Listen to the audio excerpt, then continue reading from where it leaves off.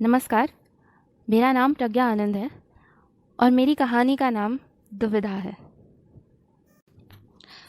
ऊंची उड़ती लहरें, खुला आसमान, ठंडी ठंडी हवा और वहाँ खड़ा समीर। समीर शहर का एक जाना माना पत्रकार था। सपनों के नगरी में ये इकलौती ऐसी जगह थी जहाँ वो ठंडे दिमाग से सोच पाता था। तो वो अक्सर हवाओं से गुफ्तगू करने यहाँ आ जाता था, अपने मन की दुविधा उनसे बांट लेता था। मगर आज हवाओं का जादू भी कुछ फीका पड़ रहा था। समीर ठंडे दिमाग से सोच ही नहीं पा रहा था। बार बार उसके दिमाग में बस आसिफ के वो शब्द, सोनाली का कत्ल हुआ है। आसिफ उसका बहुत ही खास दोस्त था। वो सबूतों की तलाश में था और उसके लिए सबसे ज़्यादा ज़रूरी आसिफ का बयान था। आसिफ ने अपने बयान में कहा था, सकीना ने कहा कि काफ़ी दिन हो गए हैं कि सोनाली के यहाँ नहीं गए, तो बस हम चल दिए। मगर उस शाम सोनाली के घर में कुछ अलग ही माहौल था। दो लोग आए हुए थे। सोनाली उन्हें अपना भाई बता रही थी।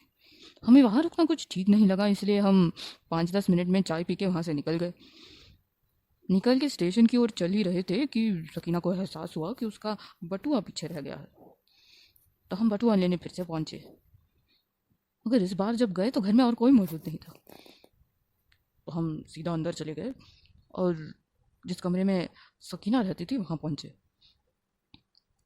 वहाँ पहुँचने के बाद देखा तो सकीना की लाश थी। समीर खुद उस कमरे में जाके तलाशी लेने लगा। वहाँ खून के कुछ धुंधले धुंधले से छींटे थे, मगर एक ही पैर के, दाया पैर। ये तो दाएं पैर के खून के छींटे हैं। वहाँ रखा हुआ सारा सामान टूटा फूटा सा था, सिवाय एक टेबल के। वो टेबल एकदम नया था, जैसे कल ही लाके वहाँ रखा गया हो। समीर उस टेबल के पास पहुंचा और उसकी नज़र उस टेबल के ऊपर गई, जहाँ एक छेद था। वो समझ गया कि अपराधी जो भी है इस छत से ही बाहर भागा है और उसका कद समीर से काफ़ी कम है। उतने में समीर का फ़ोन बजा। फ़ोन इंस्पेक्टर का था। समीर दौड़ा भागा पुलिस स्टेशन पहुंचा और वो दोनों लड़कों को देख के वो चौंक गया। उसमें से एक लड़के का कद समीर से कहीं ज़्यादा था और दूसरे का समीर जितना। उसे यकीन था कि इन दोनों में से कोई भी खूनी हो ही नहीं सकता था।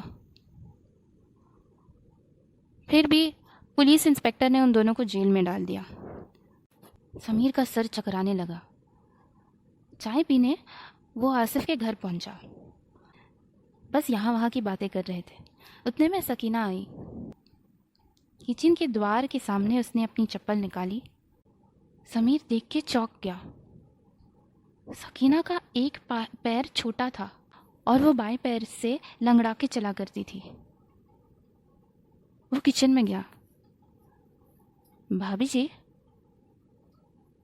आप सोनाली को कैसे जानती थी? और उसके हाथ से गरम गरम चाय का प्याला नीचे गिर पड़ा। आवाज सुन के आसिफ वहां आ पहुंचा। सकीना ने मुड़ के कहा, सोनाली मेरी सौतेली बहन थी। समीर ने कहा, लेकिन भाभी जी आप तो। जी हाँ, दरअसल मेरे पिताजी की दूसरी पत्नी मेरी अम्मी थी। वो सारी जायदाद और गांव की सारी जायदाद हमारी थी, लेकिन वो सोनाली सारी जायदाद लेके बैठी थी। मैं कैसे चुप रहती? में आसिफ ने कहा, उस दिन सोनाली के घर मैं अकेला गया था। सकीना ने मार्केट से आते वक्त बताया कि दो अनजान लड़के सोनाली के घर आए हुए हैं। हमने मौके का फ़ायदा उठाया और उस हवेली में एक ऐसा कमरा है जिसके समीर ने उसे काटते हुए कहा, जिसके छत में एक छेद है, जहाँ से जानता हूँ। उसने आगे कुछ नहीं कहा और चुपचाप वहाँ से चल दिया। समीर के मन में यही दुविधा चल रही थी कि क्या करे वो। एक जगह उसका जिगरी दोस्त और दूसरी जगह वो मासूम लड़के।